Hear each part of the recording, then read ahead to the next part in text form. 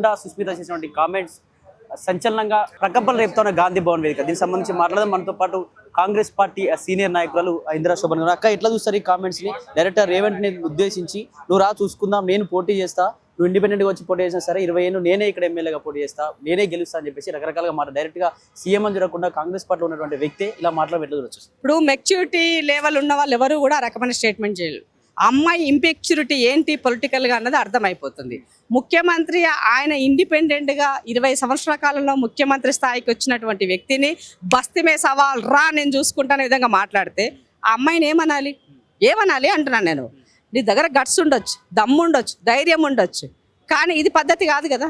నువ్వు ఎప్పుడు వేయాలా ప్రాపర్గా దానిని ఇన్ టైంలో ఎప్పుడు అవసరమో అప్పుడు ఉపయోగిస్తే మంచి లీడర్ అవుతావు, పెద్ద లీడర్ అవుతావు, అమ్మ దగ్గర బిడ్డవైతావు.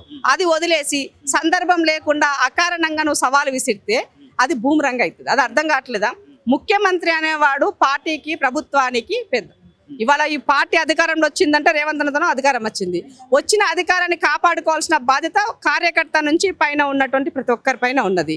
అది వదిలేసి చిందర వందరగా చిలువలు పలవలుగా నోటికి ఏమొస్తే అది మాట్లాడుతూ ఇవాళ బీజేపీ బీఆర్ఎస్కి అస్త్రంగా ఇచ్చే వ్యాఖ్యలు నువ్వు చేసి కుటుంబ సభ్యులను ఇందరికి లాగితే నిన్ను ఎందుకు క్షమించాలి అని అడుగుతున్నాం, ఎందుకు నేను ఒబే చేయాలని అడుగుతున్నాం, నిన్ను ఎందుకు స్వీకరించాలని అడుగుతున్నాం.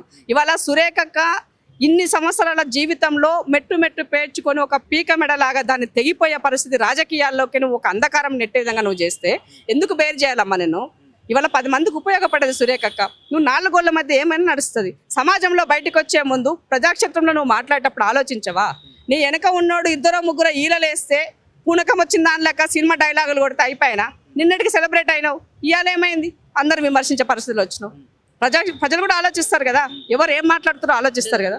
మాట్లాడిన వ్యాఖ్యల్లో ముఖ్యంగా జెన్జీకి రాజకీయంగా ప్రోత్సహిస్తామని చెప్పారు, చట్టసభలో జెన్జీకి అవకాశం ఇస్తా అని చెప్పి డైపర్లు వేసుకునే ముసలి వాళ్ళకి టికెట్లు ఇవ్వడం ఏంటి కాంగ్రెస్? ఇది అప్పటి కాంగ్రెస్ కాదు, పచ్చ కాంగ్రెస్ అనే కామెంట్ చేస్తాం. ఆమె జెన్జీ అయితే ఆ పిల్ల జెన్జీలు మన పోరాటం చూసినాం.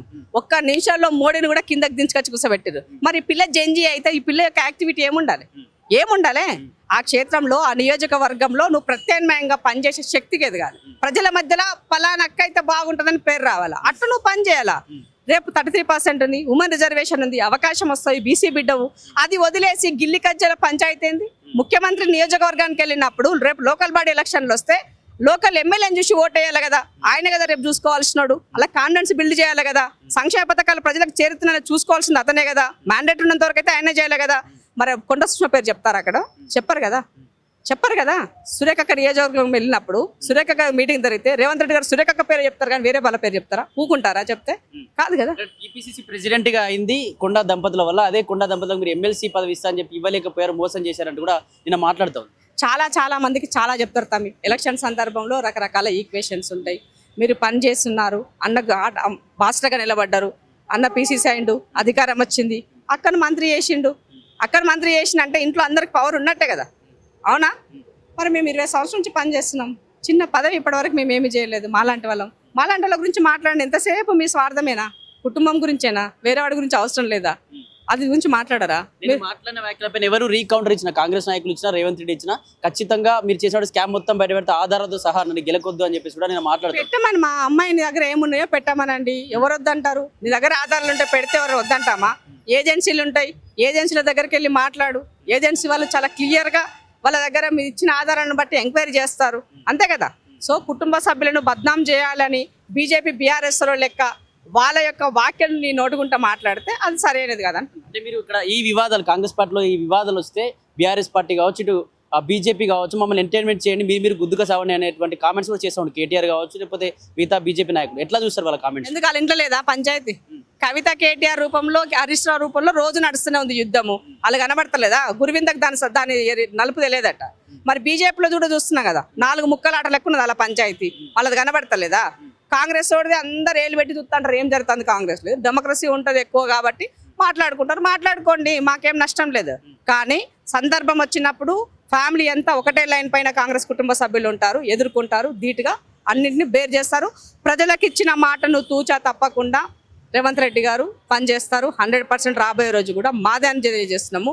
మాకేదైనా నష్టం జరిగే వ్యాఖ్యలు మీరు చేసినట్లయితే డెఫినెట్గా మిమ్మల్ని ఎవరు ఉపేక్షించము. రేవంత్ రెడ్డి గారిని బెదిరించే విధంగా బ్లాక్మెయిల్ చేసే విధంగా ఇంకేమైనా మాట్లాడితే భయపడేటోడు అంతకన్నా కాదు.